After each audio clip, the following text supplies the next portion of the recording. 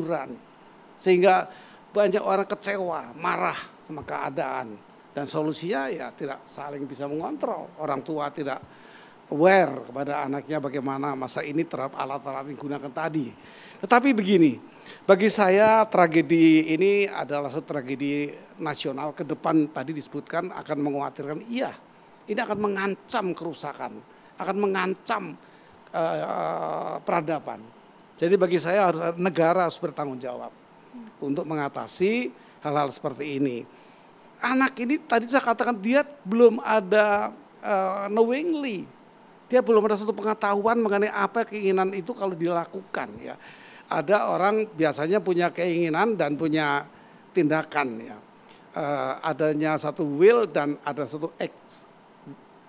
kemauan dan satu action yang dilakukan. Itu keseimbangannya untuk orang yang tahu.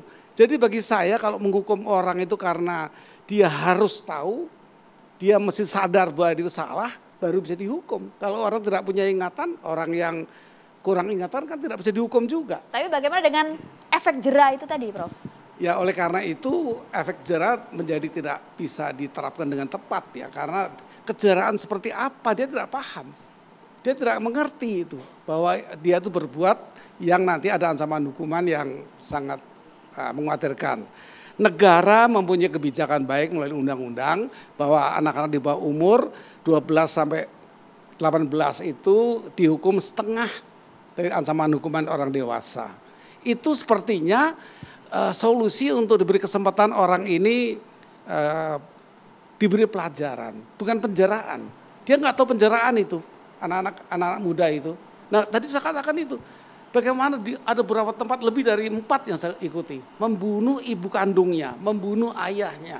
Ini kan suatu hal yang tidak rasional bagi orang normal. Ini sudah abnormal. Tetapi ini terjadi. Nah oleh karena itu bagi saya ya negara bertanggung jawab atas keadaan perekonomian, pengangguran, kemiskinan. Saya yakin kalau peristiwa terjadi di kalangan orang kaya tidak terjadi. Jarang terjadi hal seperti ini di lingkungan ekonomi yang sudah baik. Ini semua di negara yang ekonominya rendah, yang tidak kuat ekonominya. Terjadi kejahatan seperti ini yang tidak normal. Kalau biasanya orang itu melakukan kejahatan ada motif. Dia membunuh untuk mengambil barang dari korbannya. Biasanya.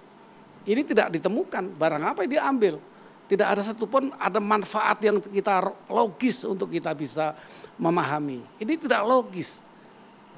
Ya sekedar melakukan seksual. Itu kan sebenarnya tidak terjadi itu kalau dia berkecukupan untuk secara ekonomi ya, secara sosial. Jadi bagi saya memang ini tidak mudah.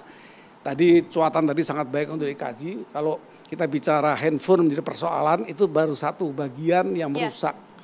Tapi lebih banyak lagi tentu banyak. Nah, dia mungkin tidak dicukupi ada sakit hati, ada dendam, ada kekecewaan si anak ini. Nah itu semua perlu dipelajari dengan baik. Tapi kalau semata ekonomi sepertinya menjadi bias juga ya Prof Gayus. Karena mereka punya HP, jelas ada HP, ada kuota. Mereka mengeluarkan uang secara rutin agar bisa mengkonsumsi itu melalui internet mungkin Prof Gayus. Jadi kalau dia mempunyai kesempatan lain yang lebih baik tentu dia tidak akan lari ke HP. Kalau dia ada kesempatan yang lain. Ada anak yang ingin punya kendaraan motor, tentu berbahaya. Tapi juga tentu ada keinginan yang terpenuhi. Jadi bagi saya juga ada sektor kekecewaan dalam hidup anak ini. Ada kekecewaan, ada kekurangan sesuatu yang tidak terpenuhi, yang tidak tercapai. Tadi itu hanya ingin beli HP saja atau ingin beli sepeda membunuh orang tuanya, ibu kandungnya. Jadi ini semua bentuknya bukan karena perbuatan ini timbul karena dia bersalah dan harus dihukum. Tapi ada kekecewaan yang tidak ditutupin. Ada satu lubang yang tidak bisa diatasi. Mas Reza, tapi yang menarik tadi disampaikan adalah sistem peradilan anak kita mengatur hukuman bagi mereka setengah dari hukuman orang dewasa. Bagaimana kemudian ini bisa dianggap tidak dijadikan alibi oleh anak-anak yang memiliki tingkah laku dan juga perilaku yang bejat ini untuk bisa beralasan di balik usia anak gitu Mas? Ini saya memakai gaya bahasa sarkastis ya. Begini, di awal tadi saya menyimak ekspektasi keluarga korban. yang berharap sekali bahwa para pelaku anak-anak itu dihukum seberat-beratnya. Seberat-beratnya saya tafsirkan bagaimana kemudian negara menjatuhkan hukuman yang memunculkan rasa sakit terhadap pelaku. Kalau kita simak komentar-komentar warga net terkait pemberitaan ini juga kurang lebih sama. Segendang sepenarian bagaimana pelaku dibikin sakit, dibikin menderita, sebagaimana penderitaan yang juga sudah mereka akibatkan terhadap korban. Tapi sekarang saya sarkastis. Kalau saya jadi penasihat hukum anak-anak pelaku itu, saya berterima kasih atas narasi yang disampaikan oleh Bu Eli. Saya berterima kasih atas simpati yang diberikan oleh Pak Gayus. Kenapa? Karena narasi-narasi yang mereka sampaikan justru memberikan dasar bagi kita untuk berpikir jangan jatuhkan hukuman berat terhadap anak-anak pelaku. Contoh, dari sudut pandang psikologi klinis dan psikologi perkembangan tadi Bu Eli sudah sangat dramatis meyakinkan kita betapa anak-anak ini mengalami kerusakan otak, korban pengasuhan yang keliru, dan seterusnya dan seterusnya. Tambahan lagi narasi dari Pak Gayus, ini keluarga korban kemiskinan, pengangguran, ada sakit hati.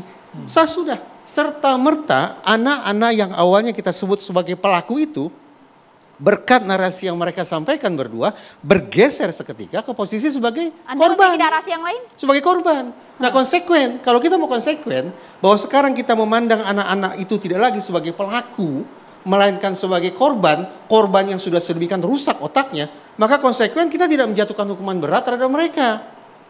Justru kita kirim mereka ke balai-balai pengobatan. Justru kita kirim mereka ke orang tua mereka ke tempat-tempat pendidikan pengasuhan. Nah sekarang pertanyaannya, kita mau konsekuen seperti itu? Betulkah anak-anak yang sudah melakukan kekejian ini akan kemudian kita berikan hati? Tak Kita memberikan perlakukan rasa secara keadilan manusiawi. bagi keluarga Nah korban. barangkali akal sehat mengatakan ya itulah langkah penanganan yang tepat. Tapi kalau secara subjektif kita coba selami perasaan keluarga korban dan juga kegelisahan warganet, barangkali kita akan menolak gagasan semacam itu. Karena sekali lagi tampaknya kekejaman yang sudah dilakukan oleh anak-anak itu hanya setimpal ketika kepada mereka kita jatuhkan hukuman yang sama kejamnya. Jadi konsekuensi setimpal versi Mas Reza itu yang seperti apa, Mas? Ini dia sejak konsekuensi awal untuk saya mereka. katakan kompleksitas kita. Konflik batin saya ketika berbicara tentang kasus-kasus pidana yang dilakukan oleh anak-anak. Dan terus berulang. Dan terus berulang sehingga mereka seolah-olah anak-anak ini terlindung oleh dua hal.